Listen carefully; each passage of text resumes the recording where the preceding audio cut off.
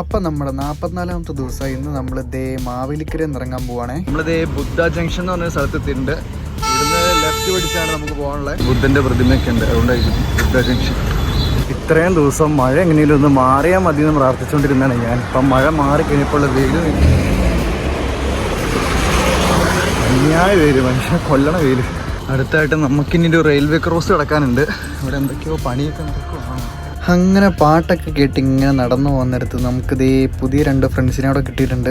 സംഭവം ഞാൻ പോകുന്ന കണ്ടിട്ട് ഇവർ സ്പ്രൈറ്റൊക്കെ മേടിച്ചിട്ട് വന്നാട്ടോ എനിക്ക് കുടിക്കാൻ വേണ്ടി. എനിക്ക് തോന്നുന്നു നമ്മുടെ നാട്ടിലോ നമ്മുടെ ഒരു ഫ്രണ്ട് സർക്കിളിലോ ഒന്നും കിട്ടാത്തൊരു സപ്പോർട്ട് നമുക്ക് വേറെ നാട്ടിൽ നിന്ന് കിട്ടുന്നുണ്ട് കേട്ടോ. അപ്പോൾ നമുക്ക് പതിവ് പോലെ വീണ്ടും 2 പേരെ കിട്ടിയിട്ടുണ്ട്. ഞാനിങ്ങനെ പാട്ടൊക്കെ ആയിട്ട് നടന്നു വരുന്നിടത്ത് 2 പേരും എനിക്കൊരു 7 Up മേടിച്ച് സൈഡിൽ വെയിറ്റ് ചെയ്ത് നോക്കിയിരിക്കുവായിരുന്നേ. എന്നിട്ട് ഞാൻ വന്നിട്ട് എനിക്ക് തന്നു. പക്ഷെ ഞാനത് കുടിക്കില്ലാത്തതുകൊണ്ട് ഞാൻ പിന്നെ മേടിച്ചില്ല. അത് അപ്പോൾ അവർക്ക് വിഷമമായി മേടിക്കാത്തതുകൊണ്ട് അത് എന്നെ കുറേ നിർബന്ധിച്ചു കേട്ടോ. പക്ഷേ ഞാനത് കുടിക്കില്ല. നേരത്തെ കുടിക്കും, പക്ഷെ ഞാൻ കുടിക്കില്ലാത്തതുകൊണ്ട് ഞാൻ അത് വേണ്ടാന്ന് പറഞ്ഞു. കാരണം ഇപ്പം എനിക്ക് വേണമെങ്കിൽ പേരിനത് മേടിക്കാം, പക്ഷെ ഞാനത് കുടിക്കാണ്ട് എടുത്ത് കളയേണ്ടി വരും. അത് മോശമല്ല. അവർ തന്നിട്ടൊരു സാധനം അവരെ കാണുക മേടിച്ചിട്ട് നമ്മളെടുത്തുകൊണ്ട് കളയണത്. അങ്ങനെ വേണേൽ നമുക്ക് ചെയ്യാം, പക്ഷേ ശരിയല്ലല്ലോ. പിന്നെ അവിടെ വർത്താനൊക്കെ പറഞ്ഞ് കുറച്ചേരം അവിടെ നിന്ന് പിന്നെ ഞാനത് കഴിഞ്ഞ് ടാറ്റയൊക്കെ പറഞ്ഞ് പോകുന്നു. എന്നോട് പിന്നെ എന്നിട്ട് ഫുഡ് കഴിച്ചിട്ട് പോകാമെന്നൊക്കെ പറഞ്ഞു. ഞാൻ പറഞ്ഞു കുഴപ്പമില്ല ബ്രോ, ഞാൻ വിട്ടേക്കുവാ, കാരണം ലേറ്റ് ആകും, പോണ വഴിക്ക് കഴിച്ചോളാം എന്നൊക്കെ. ഞാൻ എൻ്റെ നേരത്തെ ഒരു വീഡിയോ ഇതുപോലെ പറഞ്ഞിട്ടുണ്ടായിരുന്നു. കാരണം ശരി, ഒരു 35 വയസ്സ് കഴിഞ്ഞ് ഇങ്ങോട്ട് താഴെയുള്ള ആൾക്കാരുടെ മൈൻഡ് സെറ്റ് എന്ന് പറഞ്ഞാൽ വേറെ മൈൻഡ് സെറ്റാണ്, നല്ല മൈൻഡ് സെറ്റാണ്. പക്ഷേ അതിന് മേളിലേക്കുള്ള ആൾക്കാരെന്ന് പറയുമ്പോഴത്തേക്കും അവർ ഫുള്ള് വിചാരിക്കണം നമ്മളെന്തോ ജീവിതകാലം മൊത്തം ഇങ്ങനെ നടക്കുവാണ്. അവരുടെ മൈൻഡ് സെറ്റേ വേറെ തന്നെയാണ്. കാരണം വെച്ച് കഴിഞ്ഞാൽ അവർ നല്ലതിനെ അംഗീകരിക്കത്തില്ല. അവർക്കെന്ന് പറയുമ്പോഴത്തേക്കും നമ്മൾ എന്തെങ്കിലും എവിടെയെങ്കിലും കയറി ഒരു 10,000 രൂപയ്ക്ക് ജോലിയും മേടിച്ച് ജോലി ചെയ്ത് ജീവിതകാലം മൊത്തം മരിച്ച് ജീവിച്ച് ആവണമാണ് അവർക്കിഷ്ടം.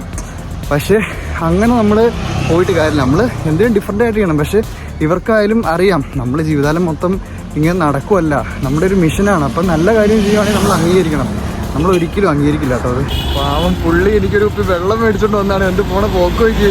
ഞാനിങ്ങനെ വലിയ കാര്യമായിട്ട് ഇവരുടെ വീഡിയോയുടെ കാര്യമൊക്കെ പറഞ്ഞുകൊണ്ട് ഇങ്ങനെ വരുവാണ്. പെട്ടെന്ന് എൻ്റെ ഫ്രണ്ടിൽ ഒരാൾ കൊണ്ട ചവിട്ടിയിട്ട് വെള്ളമൊക്കെ മേടിച്ചുകൊണ്ട് വന്നേക്കും. എന്നിട്ട് ബ്രോ ഞാൻ നടന്നു തന്നെ കണ്ടായിരുന്നു, അതുകൊണ്ട് മേടിച്ചുകൊണ്ട് വന്നാന്നൊക്കെ പറഞ്ഞിട്ട് ഞാൻ വീഡിയോ എടുത്തോടെന്ന് ചോദിച്ചാൽ എടുക്കാൻ തുടങ്ങിയപ്പോഴത്തേക്കും പുള്ളി വിട്ടടിച്ച് പോയി. ക്യാമറ ഷേ എന്ന് തോന്നുന്നു.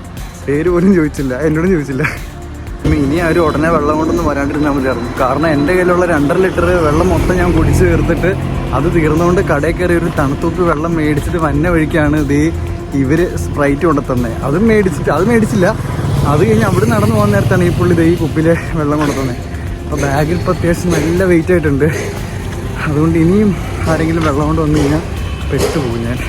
ഈ നട്ടുച്ചയ്ക്ക് ഇത്രയും ചൂടത്ത് ചായ കുടിക്കണേ ഒരു സമ്മതിക്കണ്ടോ. അയ്യോ, അപ്പോൾ ഇവരെ സ്ഥലം പറയാൻ വിട്ടു. ഇത് ചുനക്കര എന്ന് പറഞ്ഞ സ്ഥലമാണ്. ചുനക്കരയിലുള്ള ആൾക്കാരാണ് നമുക്ക് വെള്ളമൊക്കെ ആയിട്ട് വന്ന് സ്നേഹമുള്ള ആൾക്കാരാണ്. ഒട്ടും പ്രതീക്ഷിക്കാണ്ട് പെട്ടെന്ന് വന്നൊരു മഴയാണ്.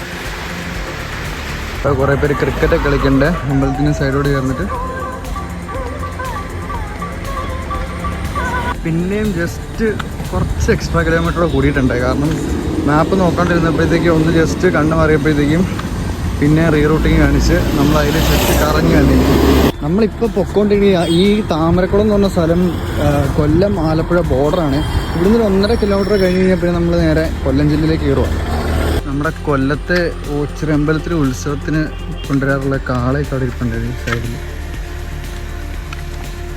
എന്താണെന്ന് എനിക്ക് ശരിക്കും കറക്റ്റായിട്ട് അറിയത്തില്ല. എന്തോ ഭയങ്കര വലിയ ഉത്സവമാണ്. ലെഫ്റ്റ് കുറേ വൈക്കോലൊക്കെ വയ്ക്കാൻ വെച്ചിട്ടുണ്ട്. മുകളിലെ ക്യാമറ. അപ്പോൾ ഹെൽമെറ്റ് ഇല്ലാണ്ട് വൈക്കോല് മേടിക്കാൻ വന്നവരൊക്കെ ഒന്ന് സൂക്ഷിക്കുക. ക്യാമറ ഉണ്ട്. അങ്ങനെ ഞാൻ നടന്നു പോയിക്കൊണ്ടിരിക്കുന്ന നേരത്താണ് എൻ്റെ ഫ്രണ്ട് അനുഗ്രഹം അവൻ്റെ പപ്പയും കൂടെ വണ്ടിക്ക് വന്നത് ചവിട്ടണത്. വീട്ടിൽ അവസാനം കൃത്യം 7 മണിയായപ്പോൾ നമ്മൾ ശിവൂരനാട് എത്തിയിട്ടുണ്ട്. ഇപ്പോൾ ഇവിടെ നേരെ അനുഗ്രഹിൻ്റെ വീട്ടിലേക്കാണ് പോണേ. കാര്യം പറഞ്ഞാൽ വഴിക്ക് വെച്ച് വണ്ടി കയറിക്കോണമെന്നൊക്കെ പറഞ്ഞാൽ, പക്ഷെ നമ്മുടെ വോക്കിംഗ് ചലഞ്ച് ആയതുകൊണ്ട് തന്നെ അതുപോലെ തന്നെ ഇല്ലയെന്ന് പറഞ്ഞു. അവൻ എൻ്റെ വീട്ടിൽ ലൊക്കേഷൻ ഇട്ട് തന്നു. അപ്പോൾ അതുകൊണ്ട് ഇനിയിപ്പോൾ നേരെ അങ്ങോട്ടാണ്. ഒരു 2 കിലോമീറ്റർ ഇവിടുന്ന്. യെസ്, അവസാനം നമ്മൾ ലൊക്കേഷൻ എത്തിയിരിക്കുന്നു. മോലാളി ആ സൈഡിൽ നിന്ന് പതുക്കി വരുന്നുണ്ട്. അപ്പോൾ അനുഗ്രഹിൻ്റെ പള്ളിയിലുള്ള ആൻഡ്രൂസ് അച്ഛനെ നമ്മളെ കാണണം, നമ്മുടെ യാത്രയിൽ പങ്കുചേരണം എന്നൊക്കെ പറഞ്ഞുകൊണ്ട് പള്ളിയിലെത്തി. അപ്പോൾ ആൻഡ്രൂസ് അച്ഛന് ഇടവകയിലുള്ള ആൾക്കാരും ഒക്കെ ആയിട്ട് നമ്മുടെ കൂടെ നടത്തത്തിൽ പങ്കുചേർന്നേക്കുവാണ്. ആൻഡ്രൂസ് അച്ഛൻ അടിപൊളിയാട്ടോ. അത്യാവശ്യം നല്ല രീതിയിൽ നമ്മളോട് ഓരോ കാര്യങ്ങൾ സംസാരിക്കുകയൊക്കെ ചെയ്യുന്നുണ്ട്.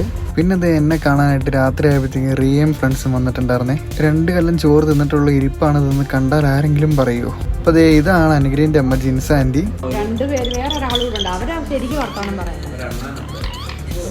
അണ്ണനുണ്ടോ?